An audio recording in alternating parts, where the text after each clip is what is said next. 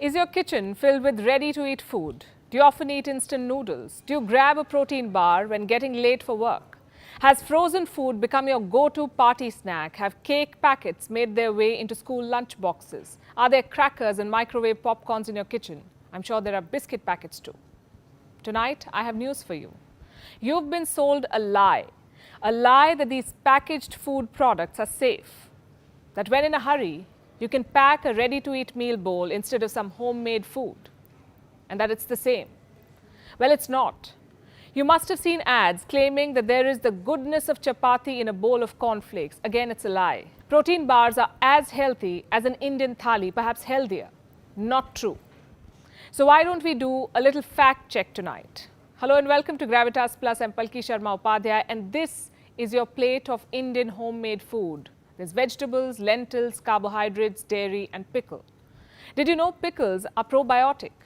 They do just what your little bottles of probiotic drinks do. What about your packet of protein bar? Can it replace this plate?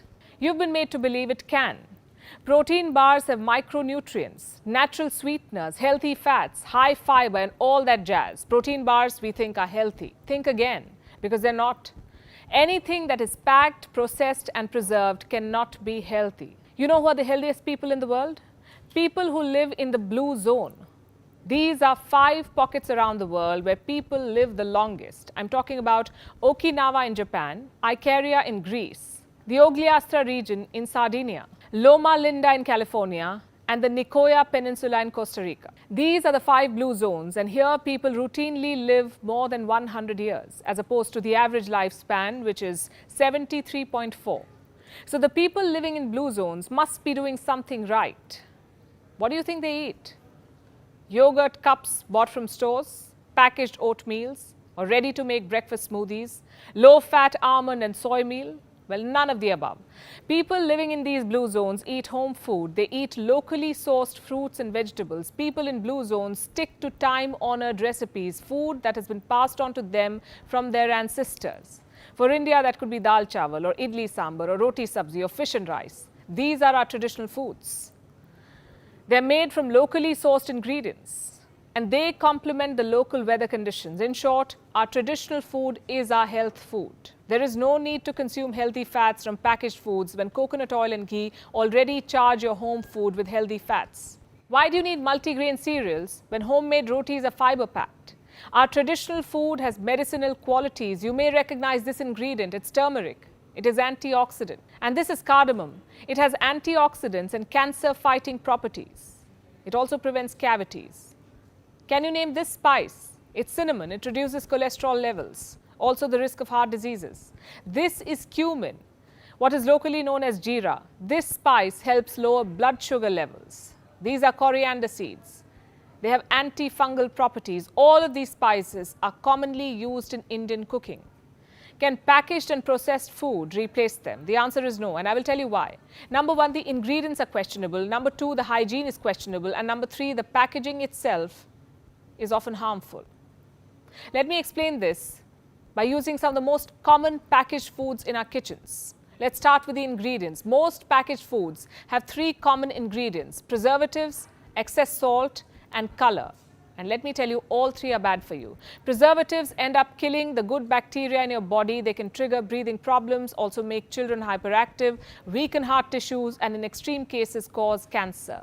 Which food items have preservatives? Almost everything that is packed. This includes your cereals, biscuits, crackers, breads, ready-to-eat meals, cheese, yogurt, deli meats, sauces, soups, everything. Ask yourself a question. What is the shelf life of a homemade batch of cookies? 2 to 3 weeks max if kept outside the fridge. Then how is it that your biscuit packet stays intact for months, even years?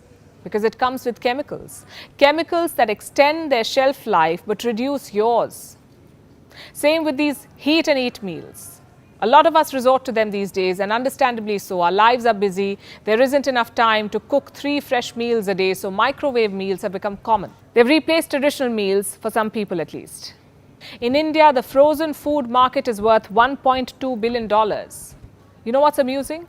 A lot of these ready-to-heat packets can be kept in the room temperature for months. Imagine keeping a homemade dal or curry outside the fridge for months. What do you think would happen? Now imagine the amount of preservatives that go into making these packaged meals. Same with packaged bread, packaged cakes, and everything else that is industrially packed. Salt too is a preservative. Most of the packed items, including chips, noodles and fries, are loaded with salt. It extends their shelf life, it enhances their taste, but at what cost? Salt has sodium, and consuming too much sodium increases your blood pressure, the risk of stomach cancer, heart diseases and premature death.